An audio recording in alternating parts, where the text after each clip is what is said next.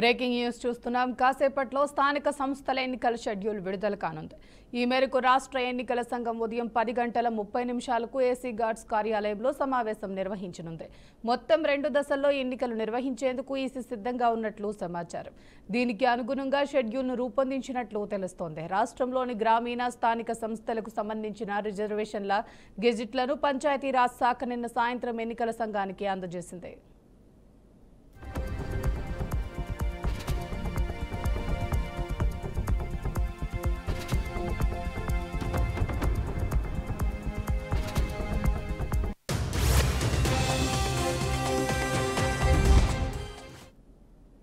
ఈ క్రమంలో ఎన్నికల నిర్వహణకు రాష్ట్ర ఎన్నికల సంఘం కార్యదర్శి మంద మకరంద్ నోట్ ఫైల్ సిద్ధం చేసి కమిషనర్ ఆమోదానికి పంపించారు.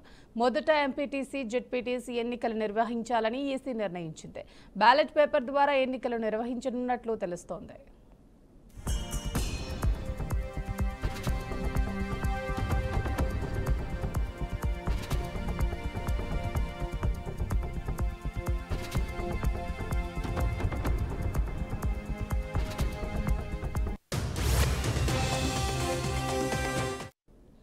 ఎన్నికల సమయంలో ఎలాంటి అవాంఛనీయ ఘటనలు జరగకుండా ఉండేందుకు వెబ్ కాస్టింగ్ చేయాలని రాష్ట్ర ఎన్నికల సంఘం అధికారులు నిర్ణయించారు. రాష్ట్రంలో పోలీసులు గుర్తించిన అతి సమస్యాత్మక పోలింగ్ కేంద్రాల్లో వెబ్ కాస్టింగ్ ఏర్పాటు చేయనున్నారు.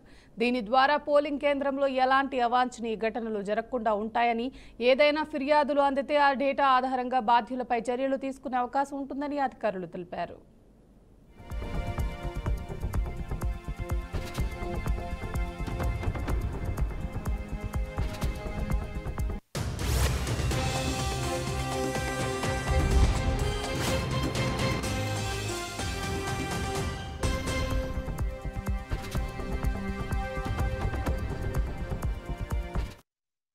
జిల్లాలో చేసిన రిజర్వేషన్ల జాబితాలను ఆయా జిల్లాలకు చెందిన జిల్లా పంచాయతీ అధికారులు, జిల్లా పరిషత్ ముఖ్య కార్యనిర్వహణ అధికారులు రాష్ట్ర పంచాయతీరాజ్ కమిషనర్ కార్యాలయంలో అందజేశారు. రిజర్వేషన్ల ప్రక్రియ శనివారం తెల్లవారుజాము వరకు కొనసాగింది. సర్పంచ్లు, వార్డు సభ్యులు, ఎంపీటీసీలు, జెడ్పీటీసీలు, ఎంపీపీలు ఇలా అన్ని విభాగాలకు సంబంధించిన రిజర్వేషన్ల గెజెట్లను విడుదల చేయడానికి అధికారులు తీవ్రంగా కసరత్తు చేశారు. ఎలాంటి పొరపాట్లు జరగకుండా ముందస్తు జాగ్రత్తలు తీసుకున్నారు.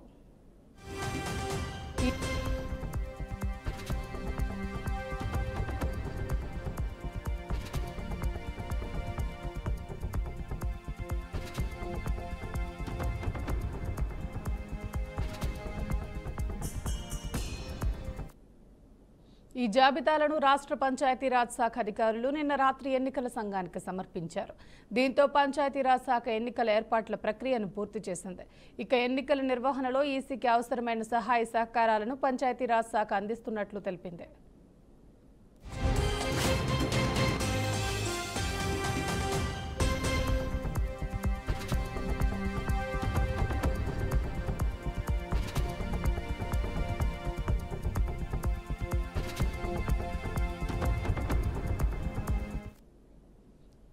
ఇదే అంశానికి సంబంధించి పూర్తి సమాచారాన్ని మా ప్రతినిధి బాసిత్ అందిస్తారు. తెలంగాణ స్థానిక సంస్థల సమరానికి రంగం సిద్ధమైంది. ఎన్నికలు నిర్వహించాలని ప్రభుత్వం కోరిన నేపథ్యంలో మరి కాసేపట్లో షెడ్యూల్ విడుదల చేసేందుకు కూడా రాష్ట్ర ఎన్నికల సంఘం అన్ని ఏర్పాటు చేసుకుంది. ఇందుకుగాను ఎన్నికల కమిషనర్ ఆయా శాఖల ఉన్నతాధికారులతో సమావేశమై ఎన్నికల నిర్వహణకు సంబంధించిన అంశాలపై సమీక్ష కూడా నిర్వహించారు. పంచాయతీరాజ్ గ్రామీణాభివృద్ధి శాఖ ఆధ్వర్యంలో సిద్ధం చేసిన స్థానిక సంస్థల రిజర్వేషన్ల నివేదికలను ఆ శాఖ ఇప్పటికే ఈసీకి అందజేయడం జరిగింది. అదే సమయంలో ఈ నెల 30 లోపు ఎన్నికల షెడ్యూల్ విడుదల చేయాలని ఈసీని తెలంగాణ ప్రభుత్వం కోరింది. అయితే 30న సద్దుల బతుకమ్మ ఉన్న సందర్భంగా సెలవు ఉండడంతో ఎన్నికల షెడ్యూల్ ను ఈ రోజు మరి కాసేపట్లో విడుదల చేయాలని కూడా ఈసీ నిర్ణయించినట్టు సమాచారం అందుతుంది. ఎన్నికల నిర్వహణకు గాను ఇప్పటికే ఎక్సైజ్, పోలీస్ మరియు పంచాయతీరాజ్ శాఖల ద్వారా ఈసీ నివేదికలు తీసుకున్నట్లు సమాచారం ఉంది. మొదట ఎంపీటీసీ, జెడ్పీటీసీ, ఆ తర్వాత సర్పంచ్, వార్డు సభ్యుల ఎన్నికలు నిర్వహించినట్లు సమాచారం అందుతుంది. ఇందుకు అనుగుణంగానే షెడ్యూల్ ను ప్రకటించినట్టు కూడా మనకు తెలుస్తుంది. ఎన్నికల ప్రక్రియను వేగంగా ముగించాలని ఆ ప్రభుత్వం భావిస్తున్న నేపథ్యంలో ఈసీ కూడా ఇందుకు గాను చర్యలు తీసుకుంటున్నట్లు సమాచారం. ఈ మేరకు గతంలో మాదిరిగానే 3 దశల్లో లేదంటే 2 దశల్లో ఎన్నికలను మిగిసేలా షెడ్యూల్ సిద్ధం చేయాలన్నట్లు తెలుస్తుంది. అన్ని స్థాయిలో ఎన్నికలకు సంసిద్ధం ఉన్న కారణంగా 2-3 వారాల్లో ఎన్నికల ప్రక్రియ ముగిసే అవకాశం ఉందంటున్నారు. స్థానిక సంస్థల ఎన్నికల కోసము ఓటరు జాబితాను సిద్ధం చేయడమే కాకుండా ఎన్నికల విధుల కోసం సిబ్బంది నియామకం, శిక్షణ వంటివి ఇప్పటికే పూర్తి చేయడం జరిగింది. అంతేకాకుండా ఎన్నికల పోలింగ్ స్టేషన్ల సంఖ్యను కూడా అనుగుణంగా బ్యాలెట్ బాక్స్లను కూడా ఎన్నికల సామాగ్రిని కూడా ఇప్పటికే సిద్ధం చేశారు. దీనిని దృష్టిలో పెంచుకొని జడ్పీటీసీ, ఎంపీటీసీ స్థానాలకు ఎన్నికల షెడ్యూల్ విడుదల చేస్తే 3 వారాల్లో ఎన్నికల ప్రక్రియ పూర్తి చేసే అవకాశం కూడా ఉన్నట్టు సమాచారం అందుతుంది. ఈసీ విభాగాలు తెలిపాయి. ఎక్కువ మంది ఓటింగ్ లో పాల్గొనేలా ఎన్నికల తేదీలను కూడా ఖరారు చేయాలని కూడా ఈసీ నిర్ణయించినట్టు మనకు తెలుస్తుంది. Priya, thank you Basit.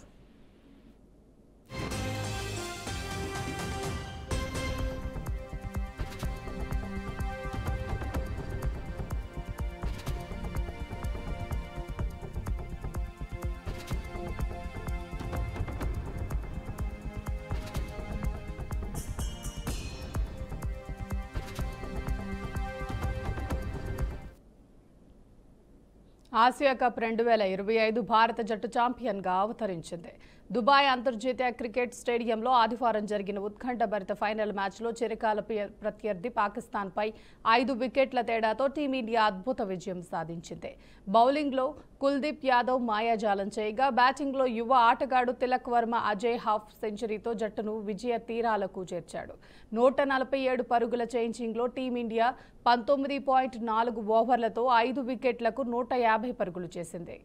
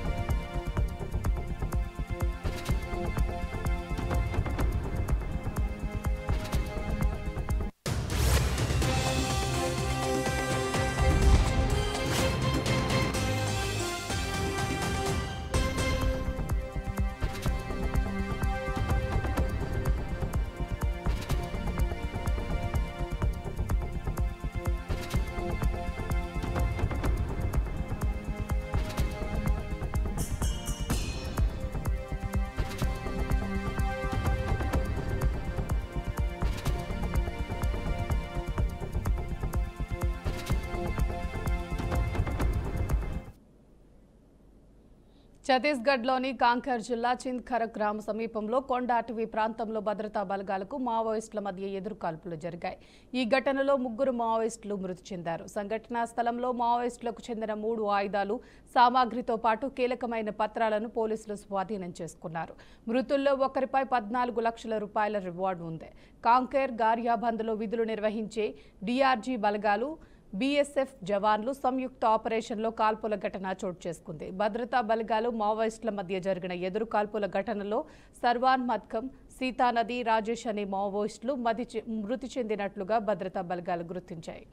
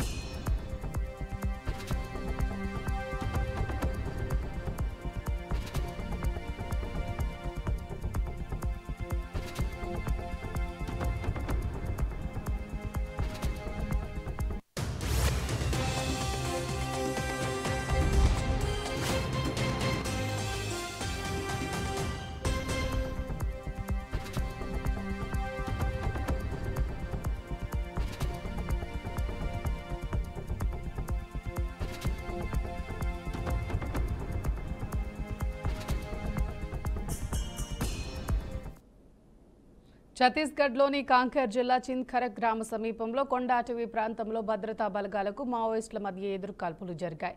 ఈ ఘటనలో 3 మావోయిస్టులు మృతి చెందారు. ఇక ఇదే అంశానికి సంబంధించి పూర్తి సమాచారాన్ని మా ప్రతినిధి రాజేంద్ర అందిస్తారు.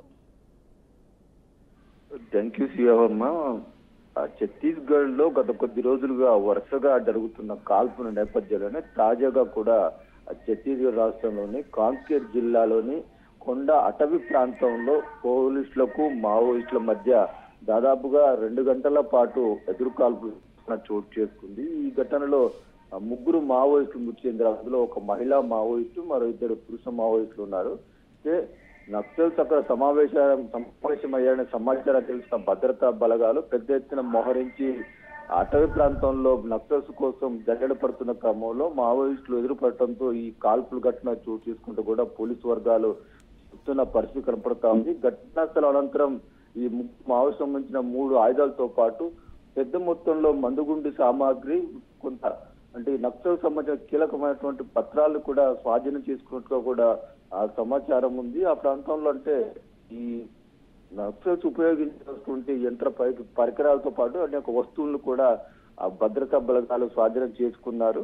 నక్సల్స్ అంతమొందించే లక్ష్యంతో భద్రతా బలగాలు పెద్ద ఎత్తున ఛత్తీస్గఢ్ రాష్ట్రంలోని కాంకేర్ జిల్లాలో కూంబింగ్ నిర్వహిస్తున్న నేపథ్యంలో ఈ ఘటన చోటు చేసుకుంది. మొత్తం మీద మాత్రం నక్సల్స్ ను అంతమొందించడం ఏకైక లక్ష్యంగా భద్రతా బలగాలు చేస్తున్న ప్రయత్నాల్లో భాగంగా కూడా ఇటీవల కాలంలో అనేక మంది నక్సల్స్ ను మట్టుబెట్టిన పరిస్థితులు కూడా కనిపిస్తున్నాయి. Shriya, thank you Rajendra.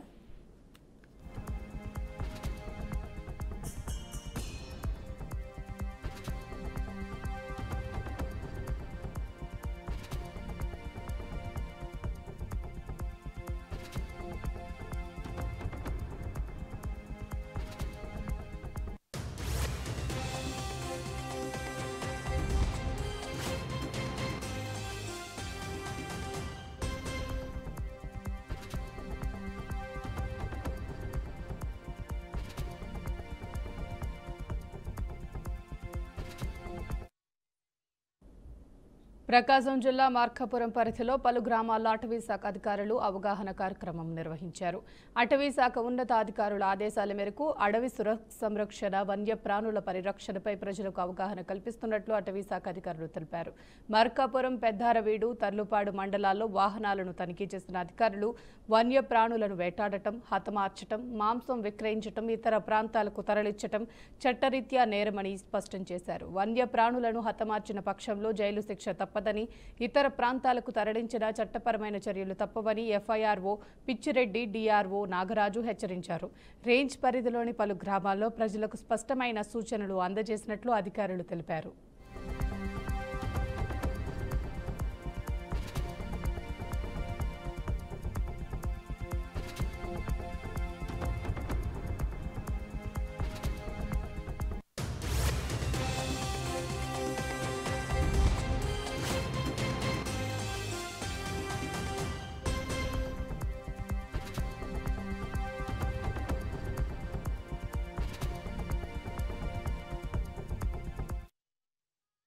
ప్రకాశం జిల్లా మార్కాపురం పరిధిలోని పలు గ్రామాల్లో అటవీ శాఖ అధికారులు అవగాహన కార్యక్రమం నిర్వహించారు.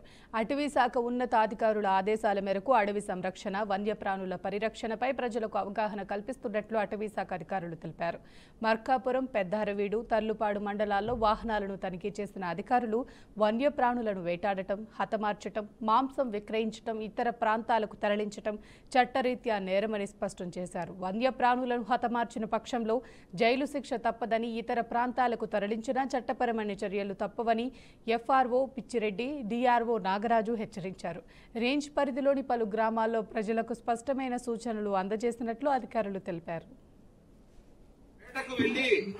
అడవి జంతువులు తీసుకొని వచ్చి గ్రామంలో మాంసాన్ని విక్రయిస్తున్నారని మాకు సమాచారం ఉంది. మీరందరూ ఒకటి గమనించాలి. గ్రామస్తులకు హెచ్చరిస్తున్నాము, ఎవరు కూడా వన్యప్రాణి యొక్క అడవి జంతువుల మాంసాన్ని మీరు కొనడం గాని, తీసుకోవడం గాని, ఇంట్లో ఉంచుకోవడం గాని, వాటి యొక్క వలలు, ఉచ్చులు ఇటువంటి మీ దగ్గర ఉన్నా గాని మీపై అడవి సంరక్షణ చట్టాలు, వన్యప్రాణి సంరక్షణ చట్టాలు ప్రకారము మీపై నాన్ బెయిలబుల్ కేసులు పెట్టబడును. దయచేసి ఇది గుర్తెరిగి ఎవరు కూడా అడవి జంతువుల జోలికి వెళ్ళకండి. కాకినాడ జిల్లా సామర్లకోట వైఎస్ఆర్ పార్టీ ఎంపీపీ బొబ్బరాడ సత్యబాబుకు ఊహించని షాక్ తగిలింది. తనను 20 సంవత్సరాలుగా సామర్లకోట ఎంపీపీ బొబ్బరాడ సత్యబాబు శారీరకంగా వాడుకుని వదిలేశాడని సీతారత్నం అనే మహిళా సంచలన ఆరోపణలు చేసింది. వేరే మహిళతో అక్రమ సంబంధం పెట్టుకున్నావేంటి అని అడిగినందుకు తనను వదిలేశాడని మహిళ వాపోయింది. తన భర్తను పిల్లలను వదిలేసి రాని విధాలుగా చూసుకుంటానని నిలువునా మోసం చేశాడని ఆవేదన వ్యక్తం చేసింది. తనకు అన్యాయం చేయొద్దని అడిగినందుకు పలువురితో బెదిరింపులకు పాల్పడుతున్నాడని బాధితురాలు సీతారత్నం పోలీసుల ముందు విలపించింది. సత్యబాబుపై చర్యలు తీసుకొని తనకు న్యాయం చేయాలని మహిళ ఫిర్యాదులో పేర్కొంది.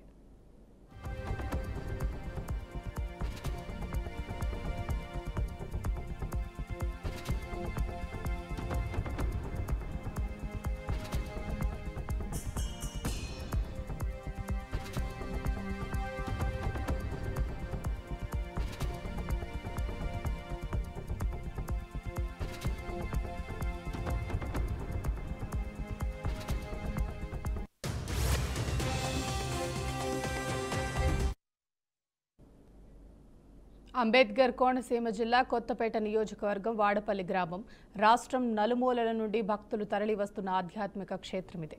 ఇక్కడ ప్రతి శనివారము భక్త జనాల రద్దీ హడావిడి మాపులే. ఈ నేపథ్యంలోనే భక్తులకు ఎటువంటి అసౌకర్యం కలగకుండా ఆలయ అధికారులు ప్రత్యేక ఏర్పాట్లు చేస్తున్నారు. క్యూ లైన్లు, త్రాగునీటి సదుపాయాలు, పార్కింగ్ వంటి అన్ని సౌకర్యాలను సమకూరుస్తూ వేగంగా స్వామి దర్శనం అయ్యేలా చూస్తున్నారు.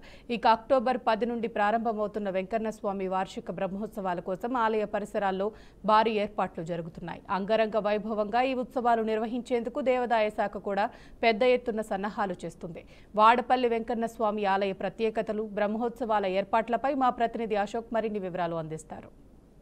కోనసీమ జిల్లా కొత్తపేట నియోజకవర్గంలో 7 శనివారాలు 7 పుణ్యఫలం అనేది ఇక్కడ వాడపల్లి గ్రామంలో ఏం చేస్తూ ఉన్న శ్రీ వెంకటేశ్వర స్వామి యొక్క భక్తులైతే మాత్రం ఉత్సాహంగా పాల్గొంటున్నారు. అయితే ఈ క్రమంలో చూసుకున్నట్టయితే ఈ యొక్క వాడపల్లి గ్రామంలో ఉన్న ఈ యొక్క వెంకటేశ్వర స్వామి చరిత్ర చెప్పుకోదలసిన విధంగా ఏంటంటే 7 శనివారాలు చేసుకుంటే 7 జన్మల పుణ్యఫలంగా ఈ యొక్క ప్రస్తావిస్తుందని చెప్పేసి ఇక భక్తుల ప్రగాఢమైన నమ్మకం అయితే ఉంది.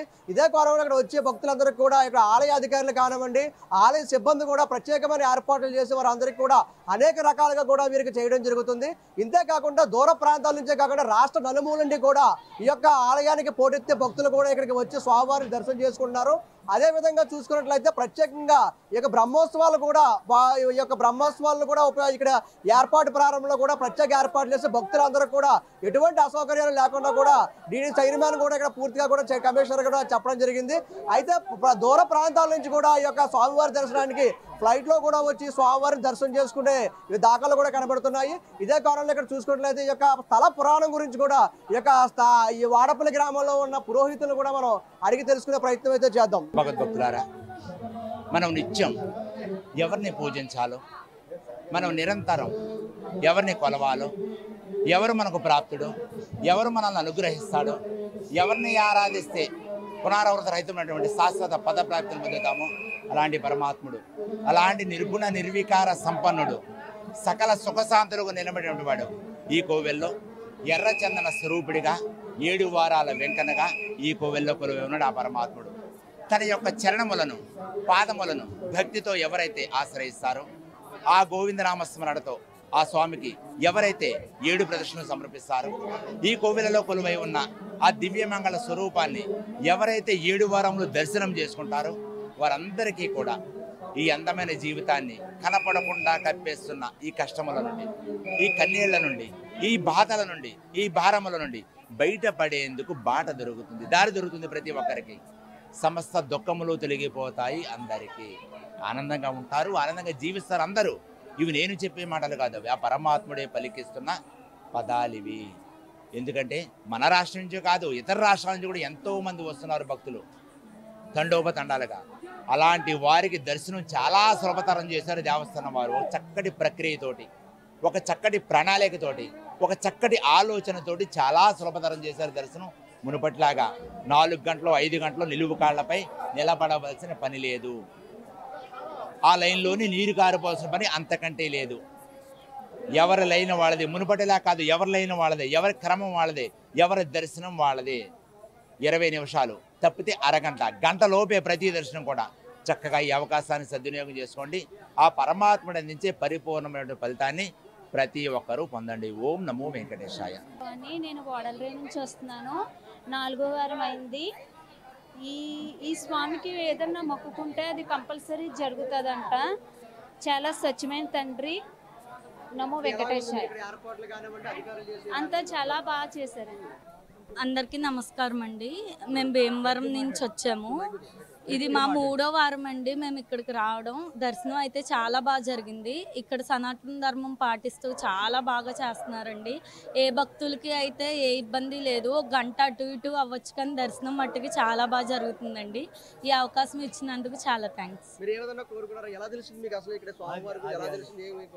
అంటే చుట్టుపక్కల జనాల ద్వారా అయ్యి తెలిసిందండి. ఖచ్చితంగా కోరికలు అయితే 7 వారాలు పూర్తి అవ్వకముందే ఖచ్చితంగా తీరుస్తారండి. అందరికీ ఆ నమ్మకం అయితే ఉంది. అందరూ సనాతన ధర్మాన్ని పాటించి అందరూ మన హిందూ ధర్మంలోనే ఉండాలని కోరుకుంటున్నామండి. ఇది పరిస్థితి. ఇక్కడ ఈ అంబేద్కర్ కోనసీమ జిల్లా కొత్తపేట నియోజకవర్గంలో ఈ యొక్క ఏదైతే వాడపల్లిలో ఉన్న ఈ యొక్క భక్తులైతే మాత్రం పూర్తి స్థాయిలో అధికారులు అయితేనేమండి, సిబ్బంది అయితేమండి చేసిన ఏర్పాట్లపై పూర్తిగా కూడా చాలా సంతోషం అయితే వ్యక్తం చేస్తున్నారు. అలా 7 శనివారాలు ఈ యొక్క వెంకటేశ్వర స్వామి దర్శనం చేసుకుంటే 7 జన్మల పుణ్యఫలం ఉంటుందన్నది ప్రత్యేకంగా ఇక్కడ నెరవేర్తు కూడా సాక్ష్యంగా మనం చెప్పవచ్చు. అదేవిధంగా రాబోయే బ్రహ్మోత్సవాల్లో కూడా భక్తులందరూ కూడా అనేక విధాలుగా ఇక్కడ పాల్గొనే విధంగా కూడా అన్ని ఏర్పాట్లు చేసినట్టు అధికారులు తెలియజేశారు. అదేవిధంగా కాకుండా తిరుపతిలో ఏ విధంగా కంపార్ట్మెంట్లో భక్తులు వేచి ఉంటున్నారో అదేవిధంగా రాబోయే రోజుల్లో కూడా కంపార్ట్మెంట్లు కూడా పెట్టి భక్తుల్ని వారికి ఎటువంటి అసౌకర్యం లేకుండా ప్రతి ఒక్కరికి కూడా నిత్యం కూడా వాళ్ళకి వాటర్ కానివ్వండి, పాలు కానీ ప్రతిదీ కూడా సమర్పించే విధంగా కూడా ఏర్పాట్లు చేస్తున్నట్టు కూడా ఆలయ అధికారులు కూడా తెలియజేయడం జరిగింది. ఏదేమైనప్పటికీ ఈ యొక్క రాష్ట్రంలో మనకి పూర్తిగా కూడా తిరుపతి తర్వాత మరొక తిరుపతిగా ఈ వాడపల్లి వెంకటేశ్వర స్వామి ఇక్కడ ఈ కోనసీమలో వెలిచడం అనేది భక్తులైతే మాత్రం పూర్తిగా కూడా వాళ్ళ భక్తి భావంతో ఆధ్యాత్మిక స్వామితో వెలువెలిన ఈ యొక్క వాడపల్లి గ్రామం అయితే మాత్రం పుణ్యగా చేస్తుందని చెప్పవచ్చు. ఏదేమైనప్పటికీ కూడా ఈ యొక్క శనివారం నాడు చూసుకుంటే పూర్తిగా కూడా గ్రామంలో ఇంచుమించు లక్షలాది భక్తులు అయితే మాత్రం తండోపతండాలుగా వచ్చి ఆలయాన్ని అయితే దర్శించుకోవడం జరుగుతుంది. అది గంట అయినా గంటన్నర అయినా కూడా తిరుపతిలో కాకుండా మాక్సిమం ఒక పావు గంటలో కూడా దర్శనం అయిపోయే విధానం ఉందని చెప్పేసి ఆలయ పురోహితులు కూడా చెబుతున్నారు. కెమెరామెన్ విజయ్తో అశోక్, BRK న్యూస్, అంబేద్కర్ కోనసీమ జిల్లా. ఇవి bulletin updates. Keep watching BRK news. తల్గోడి సత్తా.